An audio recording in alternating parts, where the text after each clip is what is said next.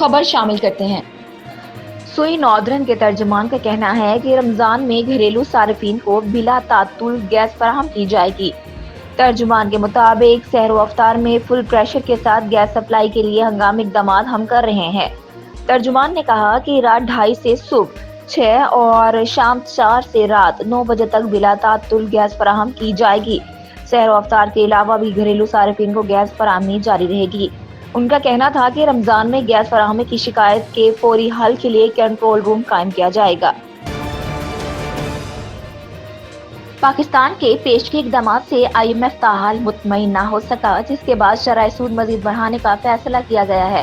State bank کے ذرائع کے مطابق IMF نے شرح سود 4% تک بڑھانے کا مطالبہ کیا تھا، تاہم پاکستان نے ایک ہی مرتبہ 4% اضافے سے انکار کیا تھا۔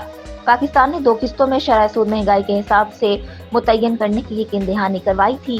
IMF نے نشاندہی کی تھی کہ پاکستان میں شرح سود مہنگائی کے حساب سے کم ہے۔ IMF نے شرح سود میں کم از کم 2% اضافے کے لیے دباؤ ڈالا ہے۔ اسٹیٹ بینک شیڈول سے قبل ہی 4 اپریل کو مانیٹرنگ پالیسی کمیٹی کا اجلاس بلائے گا، جس میں شرح سود کا جائزہ لیا جائے گا۔ IMF قرض پروگرام بحال کرنے کے لیے شرح سود مزید 2% بڑھانے کا امکان ہے۔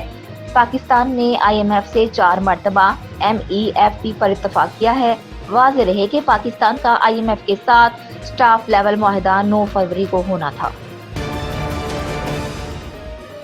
اب وکٹ اٹھا کر بھاگو مت، مقابلہ کرو۔ پاکستان تحریک انصاف کے رہنما فواد چودھری نے حکومت پر تنقید کرتے ہوئے کہا ہے کہ اب وکٹ اٹھا کر بھاگو مت، مقابلہ کرو۔ سماجی رابطے کی ویب سائٹ ٹویٹر پر جاری کیے گئے بیان میں فواد چودھری نے لکھا کہ آج ڈمی پارلیمان کے اجلاس میں کوئی ایسا قدم نہ اٹھائیں جس سے سیاسی بحران بڑھ جائے۔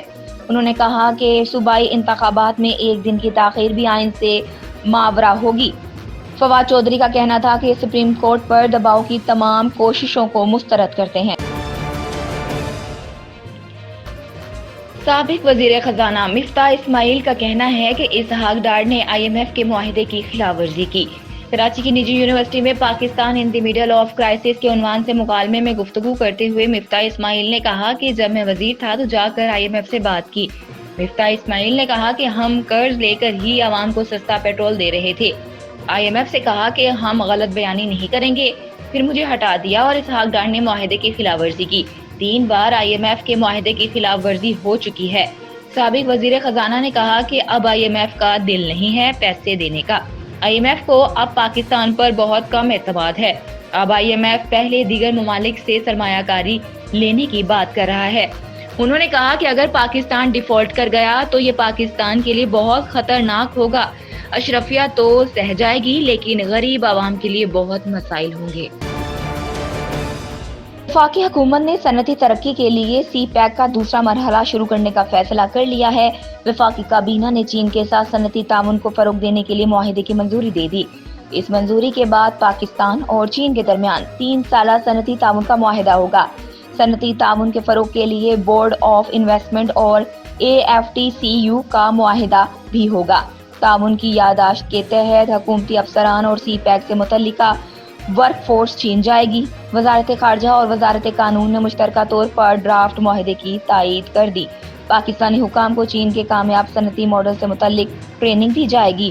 پاکستان اور چین کا صنعتی تعاون کا معاہدہ 2025 تک مؤثر رہے گا، جس میں مزید توسیع بھی ہو سکے گی۔ پاکستانی سی پیک ورک فورس کی استعداد کار میں اضافہ اور اسکل ڈیولپمنٹ کی جائے گی۔